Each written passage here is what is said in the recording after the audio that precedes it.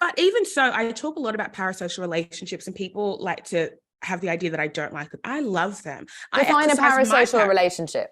So parasocial relationship is that relationship you have between you, yourself, and the things that you consume and the people whose media, music you consume.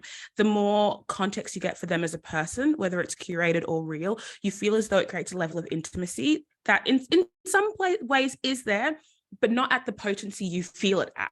So when I listen to my favorite podcast, I think these are my people. This is my family. They've been with me through ups and downs. When I was in my lowest moment, I turned to them. And it's like, well, you turn to their media that they made, but them as a person.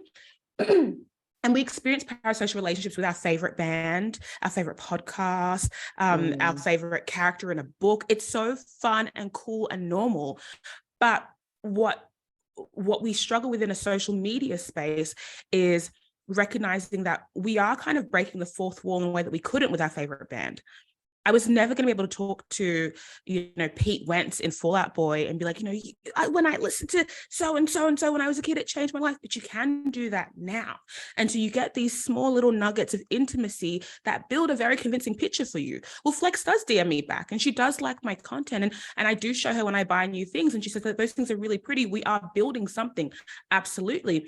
And with all relationships, what do we have? Say it with me: boundaries, expectations, and standards. So if you want to bridge that gap and be friends, okay, cool. This is what it's like to be my friend. I'm not on call. I'm really not. I'm also not this one-dimensional, happy-go-lucky person. You're going to catch me on an off day. And you're going to experience the moodiness and the temperamental nature. And you didn't expect that. Right? Because back when it was just a parasocial relationship, you could play that podcast whenever you wanted.